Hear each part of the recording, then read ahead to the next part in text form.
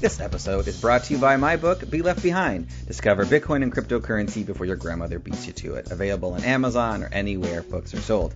I know it sounds kind of cheeky, but if you're honestly interested in getting started in the Bitcoin cryptocurrency world and don't know where to start, this is the perfect book to start. As one of our Amazon reviewers just said, this book is the easiest way around to get quick education in crypto.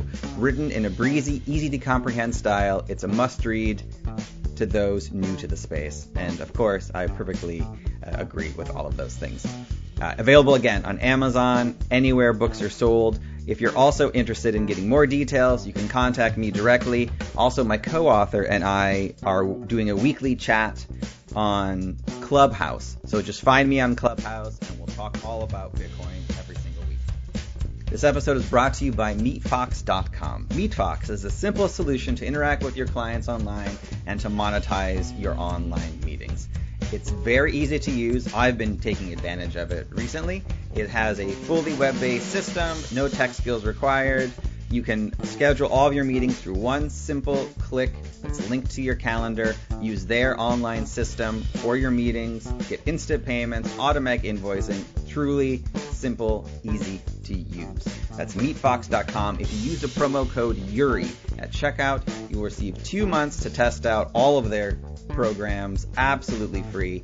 And if you want to hear more about what MeetFox is all about, check out episode 202, where I interview the co-founder about why they started this wonderful company. Again, that's meetfox.com. Use the promo code URI at checkout to receive 2 months absolutely free.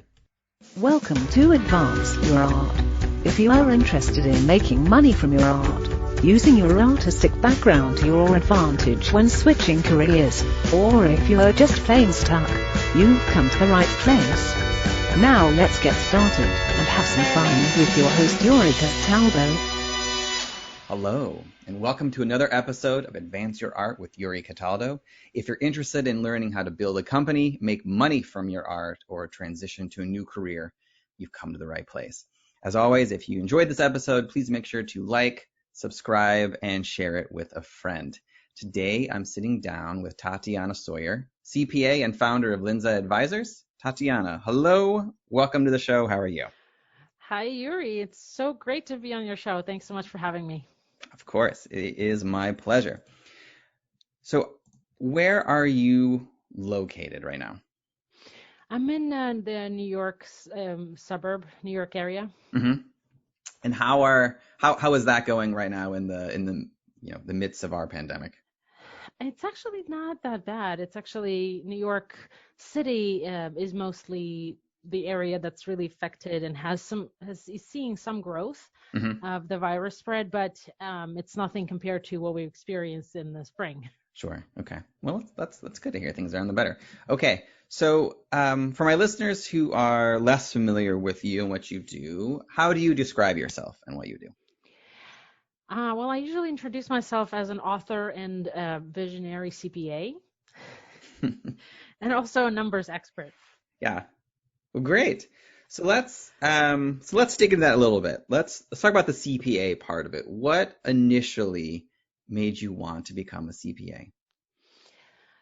It's interesting, but it was my college, Hunter College, in New York City, that really brainwashed me to sit for the exam. Initially, when I was 14, I found out what the word lawyer means, and I was like, oh my God, this is what I want to do.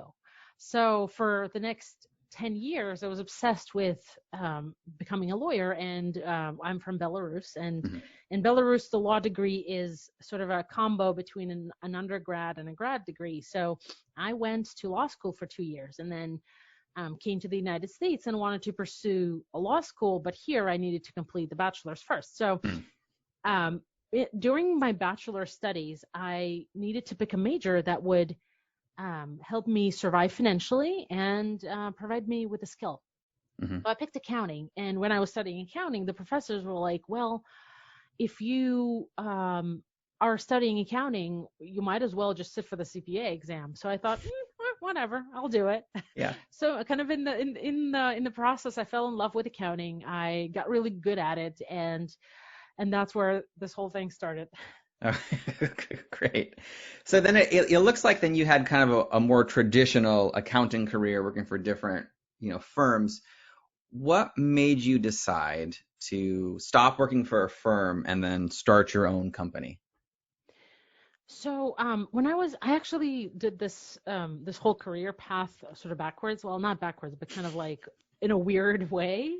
Mhm. I went to school, and because I needed to support myself financially, I had to work. So um, I got a job as a full-time bookkeeper for about a year at a plumbing company, and in the meantime, I was also going to school and learning the accounting basics. So I was learning the theory in class and applying it at work, which was phenomenal. Which was just it made it all alive, and I got it right away. So then a year later, I needed to pursue school because the rules for the CPA licensure were changing. Hmm. So my full-time job could never, no longer accommodate that schedule. And so what I did is I quit the job and I kind of found five little jobs, so small businesses who didn't need me for a whole week, but someone who needed me for 3 hours a day, once a week, or half a day, or a full day. So I found five of those companies so that I can manage my schedule. Hmm. And that actually basically introduced me to this world of being your own boss. Um, and I knew that once I finish college, I will need to to work for a CPA firm because that's what you need for your license.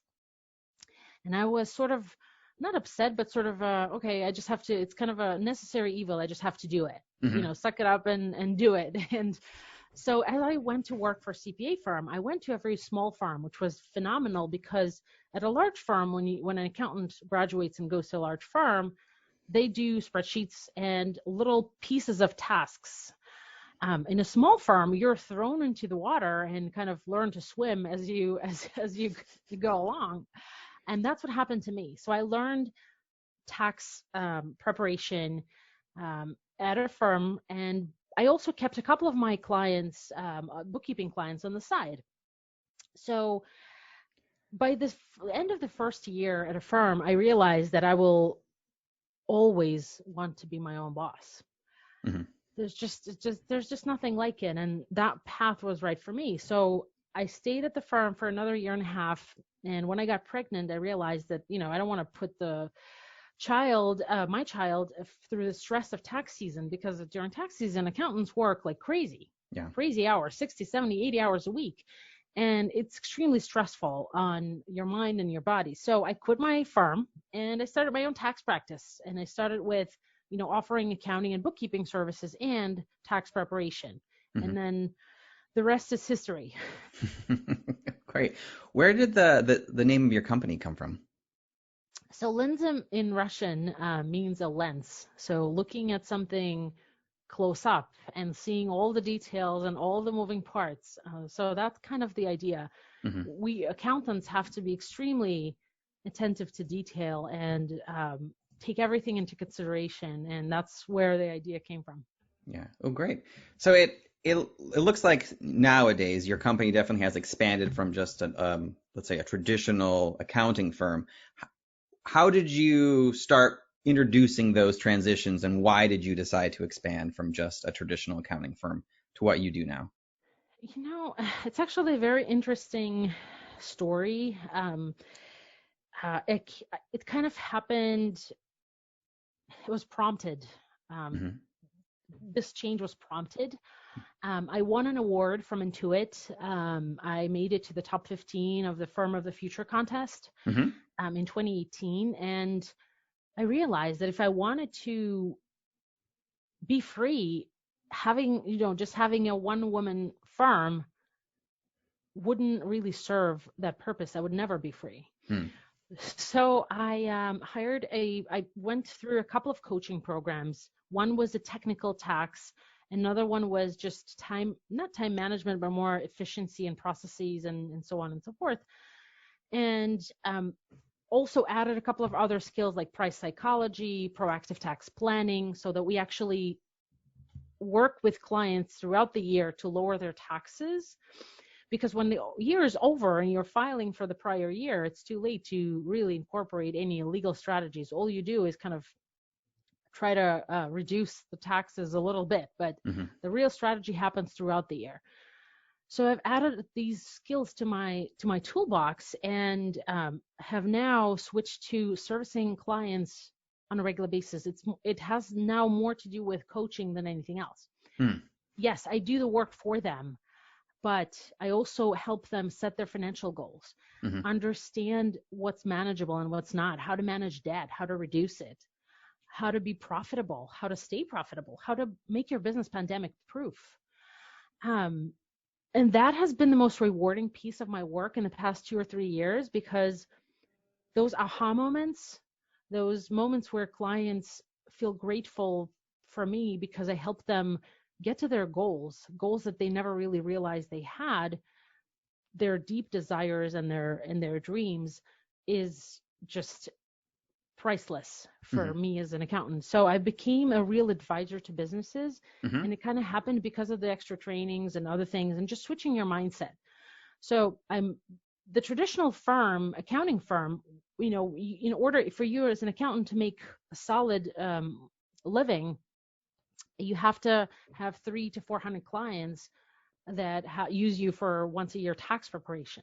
And when you have 300 to 400 clients, there's no way you can actually spend more than a couple of hours on each of them a year, especially during tax season, especially when it's needed.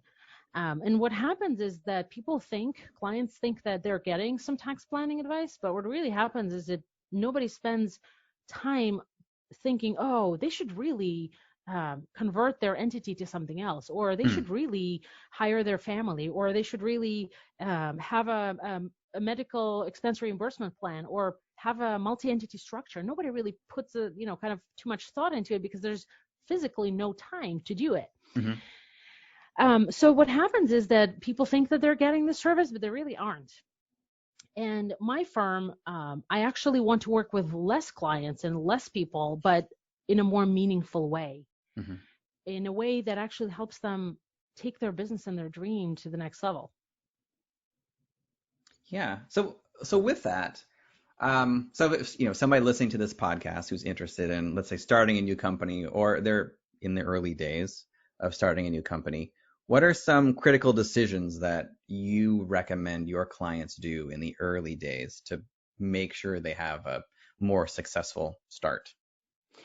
Yeah. And that kind of there is the reason that I wrote the book that we'll talk about in a little bit. But the questions are usually about the same for everyone who has a business idea, who want to try things out and see how it goes. And the decisions that those folks should focus on are, one, whether or not you're partnering up with someone. I mean, it seems like an easy or simple or maybe unimportant item,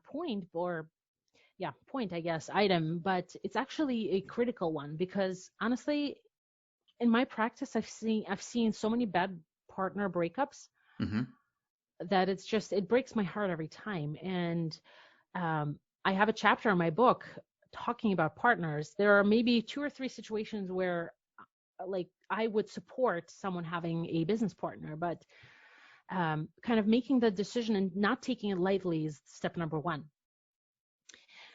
Also, when people think of startups, they often think about investors, but small businesses, they're not tech startups. They could have investors as well. And what's interesting is that in my book, I share a story of my client who had started his firm in 2012, and his idea evolved since then. But he was, in the first few years, actively looking for investor capital. He's learned a lot about it. He basically figured out where to look, how to pitch, how to talk to investors. And I never supported this idea of everyone looking for an investor. But when I interviewed him for my book, I actually learned, and I agree with him, that everyone should find one person ready to write you a check for your business idea. Because if that happens, that means your business idea is viable and it's a good one. That's step number 2. So running the numbers is part of that, obviously, and that's kind of an important step does your idea make sense